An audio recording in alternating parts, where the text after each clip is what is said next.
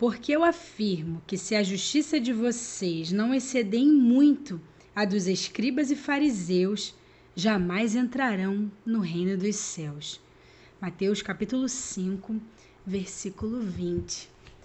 E hoje estou aqui para estar falando, sobre a justiça que é cumprida através da lei, A lei que nós aprendemos que ela é cumprida em Cristo Jesus, Lá em Gálatas fala sobre isso. Mas antes de entrar nessa parte, desse assunto, eu quero estar falando, sobre a lei de Moisés, os aspectos assim da lei, porque o texto que nós lemos aqui fala, Jesus diz essas palavras, quando ele estava ali assentado, junto com a multidão no Sermão da Montanha. Ali ele falou sobre o manual, Ali ele trouxe o evangelho revelado a todos os seus ouvintes, a todo o povo de Israel ali.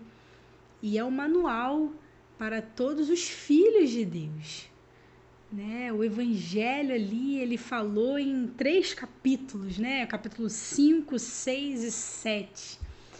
Nós temos aqui o manual, o evangelho trazido do Pai através de Jesus. E quando chega nessa parte, do capítulo aqui, Jesus está falando sobre a lei de Moisés, que ele, não veio abolir, anular a lei de Moisés.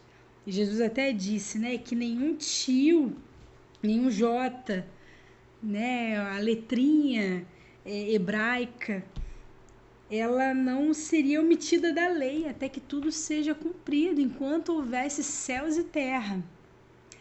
E as pessoas, os religiosos, querendo encontrar em Jesus alguma coisa que pudesse acusá-lo, porque ele era um mestre. E os mestres, eles devem ensinar a verdade. Então, eles achavam que Jesus estava pregando ali heresias. E, na verdade, os ensinos de Jesus, eles estavam dando sentido ali, um entendimento perfeito, para que pudéssemos entender a vontade de Deus, no cumprimento da lei, ali na execução, ali, no momento em que nós estivéssemos cumprindo em obediência à lei do Senhor. Então, Jesus, ele falou, olha, não fica pensando que eu vim aqui abolir a lei. Não, eu vim para cumprir. Através da vida dele, ele mostrou como que é cumprir a lei do Senhor. E então, ele começa, ali a falar, com os seus ouvintes, com os servos do Senhor que estavam ali, que a justiça deles deveria exceder.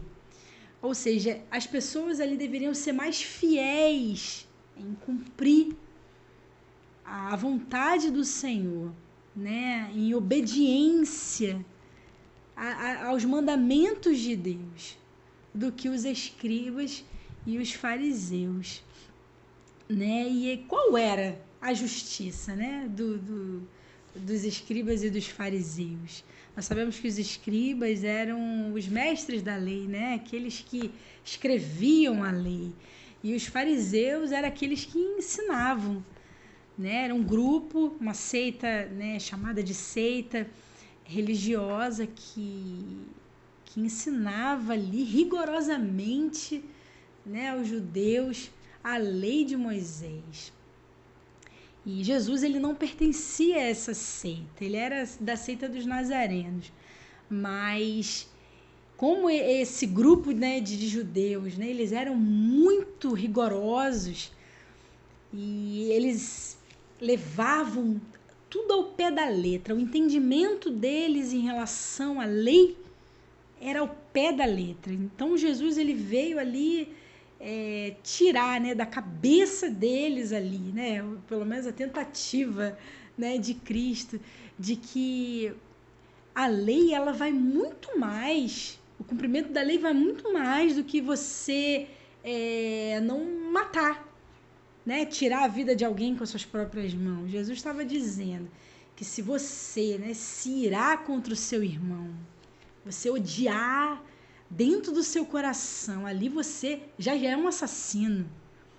Então, olha o entendimento como é que muda, né? Enquanto eles achavam, né, que só se cometia esse tipo de crime, né, descumpria, transgredia essa lei, quando tirava a vida literalmente de uma pessoa, Jesus estava mostrando a eles que se odiasse dentro do coração, ali você era considerado um assassino nesse tribunal celestial. Então, é algo assim muito, né, muito profundo.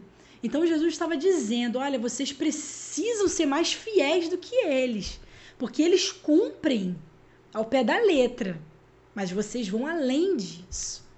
A justiça de vocês, ela deve ser perfeita, né? Então, Jesus, ele estava ali, né, ensinando o que acontece no mundo espiritual, mostrando para o povo, né, que estava ali, assentado aos pés, né, ali do monte das bem-aventuranças ali, perto ali da região da Galileia, bem no iniciozinho ali do seu ministério, ensinando a lei do Senhor e mostrando a esse grupo de pessoas a maneira certa de viver uma vida piedosa diante de Deus, aquilo que o Senhor ele espera de nós.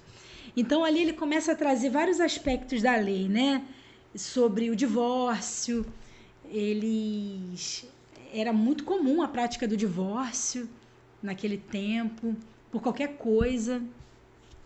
Havia ali o consentimento, né? A carta de repúdio, o divórcio era liberado. Jesus ali mostrou que o divórcio ele foi permitido por Moisés por causa da dureza do coração das pessoas, né? E existiam as exceções, tinham umas regras, não era para qualquer coisa. Então, Jesus aqui ele começa a falar, né, quais são essas exceções. Eu tenho até um vídeo que eu falo um pouco sobre o divórcio, né? Eu vou deixar na descrição do vídeo. E como que é importante, né, nesse tempo nós atentarmos, porque nós não estamos vivendo um tempo muito diferente do tempo, né, que o povo de Israel, né, estava vivendo naquele período de Jesus. Então, ali Jesus estava mostrando para eles, né, acerca do divórcio, que não era dar a carta de divórcio, né, para o seu cônjuge por motivos fúteis.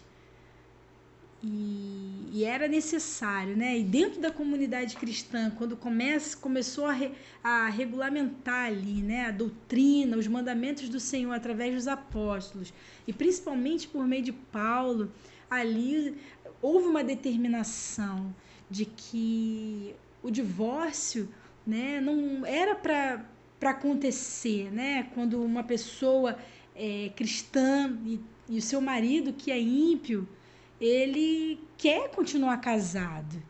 Ali não era para a mulher abandonar o seu marido ou vice-versa. Era para continuarem unidos, porque o marido ou a mulher crente santifica aquele que é descrente. Então, são várias regras da lei, né, que o povo não estava atentando muito bem e com isso estava transgredindo, né, os mandamentos do Senhor, a vontade do Senhor, fazendo com que a ira de Deus, né, se manifestasse ali no meio daquela geração perversa, como Jesus mesmo disse. Então, ali, Jesus começa a falar sobre a cobiça, né? Fala sobre o adultério. Eles achavam que o adultério era ao pé da letra, né? Trair a sua esposa, ter relações sexuais com uma outra mulher. E Jesus estava já ali mostrando para eles que o adultério É só o fato de você cobiçar dentro do seu coração, olhar para uma mulher e cobiçar e desejar. Ali você está cometendo pecado de adultério. Então, Jesus vai abrindo, né, o entendimento, e as pessoas ficavam maravilhadas com aquilo, trazendo ali a revelação de Deus, né, a insatisfação de Deus por causa do pecado do povo. Aí ele falou sobre o falso juramento, né? Ele falou sobre a ira, né? Quando você começa a xingar o seu próximo e começa a colocar, né, sentimentos ruins contra o seu próximo, ali o Senhor também, né? Ele está cometendo esse pecado, né? De como um assassino, né? Odiando o outro. Então, Jesus ele estava dizendo ali, né, contra a justiça dos fariseus e mostrando a realidade que Deus espera para nós, né? E falando ainda sobre a justiça dos fariseus, tem um texto que fala em Mateus, no capítulo 23. No capítulo 23, eu vou estar lendo aqui numa outra versão que nos dá um entendimento um pouco mais claro. Eu separei alguns versículos que fala, né? Qual era essa justiça dos fariseus? Olha como eles eram. Eles oprimiam as pessoas com exigências insuportáveis e não moviam um dedo sequer para aliviar os fardos das pessoas. E essa palavra, irmãos, é uma palavra muito atual. Quem são os líderes religiosos de hoje? Nós. Nós somos aqueles que anunciam a palavra de Deus, ensinam. E se você é um cristão, né, genuíno, se você não está ensinando as pessoas, né, lá fora, você pelo menos está ensinando alguém dentro da sua casa. Ali você é um líder.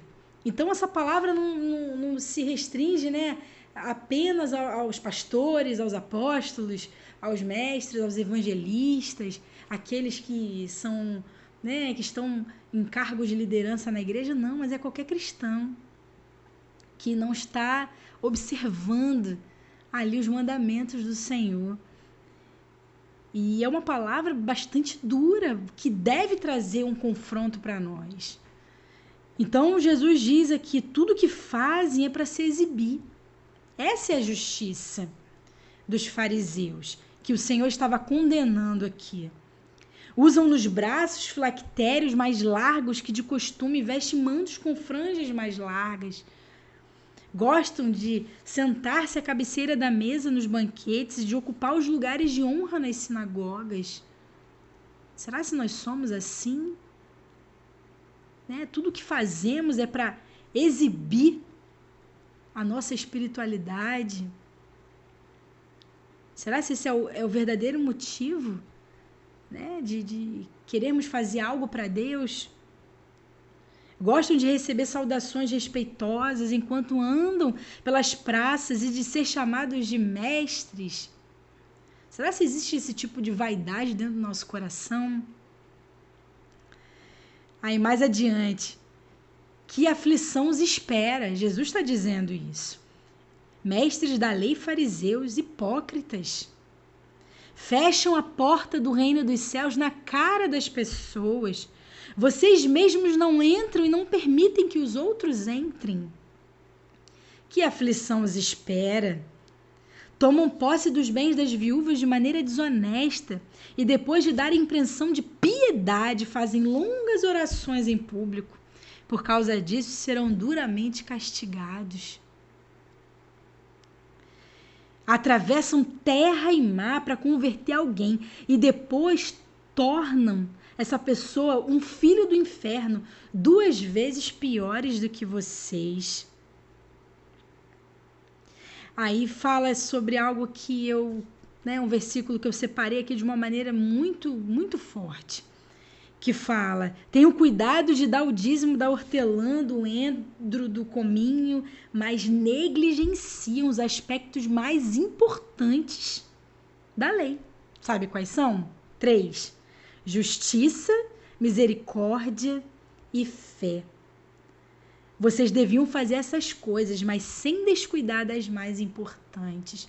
Então Jesus aqui ele estava mostrando, né, que era necessário irmos mais além daquilo que os nossos olhos estavam lendo a respeito da lei.